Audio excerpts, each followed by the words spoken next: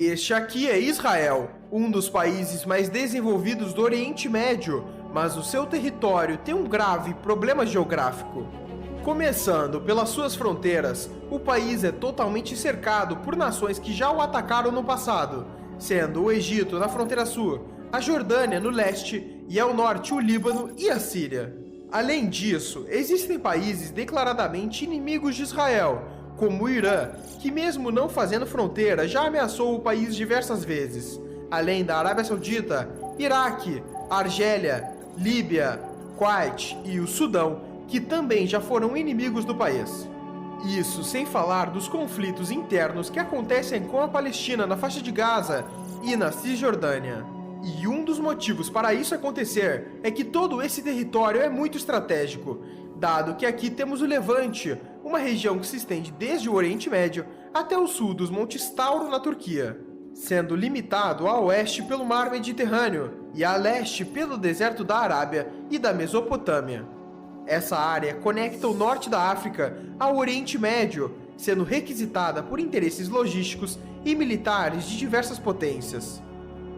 E o outro motivo de ser uma área de conflitos é pela questão religiosa, já que Israel concentra alguns dos principais centros históricos para o judaísmo, islamismo e o cristianismo. Para se ter uma noção, nos países ao redor de Israel, em média 94% da população é islâmica, enquanto em Israel 82% é judaica. E para entendermos mais a fundo o problema geográfico de Israel, temos que olhar a sua história.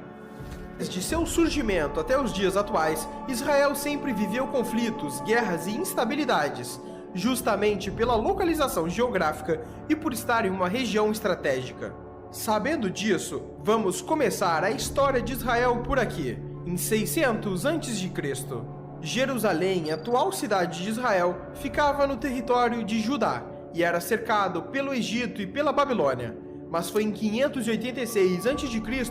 que começa um ciclo de invasões naquela região, onde os babilônios, sob o comando de Nabucodonosor II, invadiram e destruíram o Templo de Salomão. E logo em 538 a.C., Ciro, o Grande da Pérsia, conquistou a Babilônia e grande parte do Oriente Médio. Depois dele, por sua vez, com o avançar da Macedônia sobre a região, Alexandre o Grande conquista Jerusalém. E esse ciclo continua, com a atual região de Israel sendo dominada por Roma e outras diversas potências estrangeiras, com destaque para os reinos europeus durante as Cruzadas, que tiveram motivos principalmente religiosos e demarcaram a disputa entre cristãos e muçulmanos, que ocorre até hoje.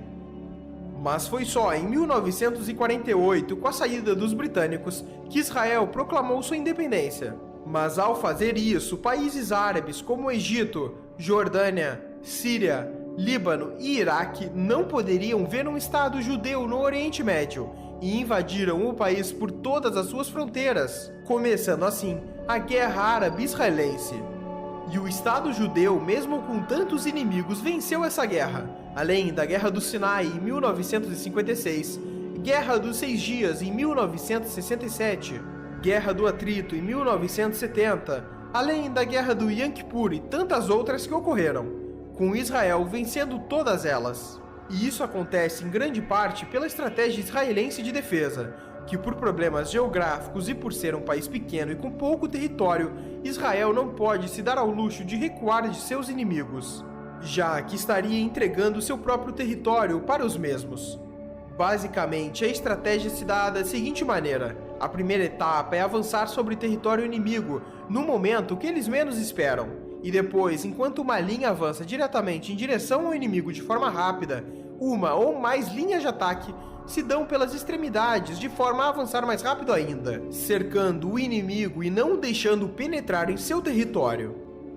Em exemplos históricos, na Guerra dos 6 Dias, Israel estava cercado por inimigos. Então, durante a madrugada do primeiro dia de guerra, 178 caças israelenses levantaram voo e atacaram bases aéreas no interior do Egito, antes que os caças egípcios atacassem no dia seguinte. O mesmo aconteceu com ataques terrestres, dado que no mesmo dia do ataque aéreo, soldados israelenses avançaram contra posições egípcias que estavam entrincheiradas, com investidas diretas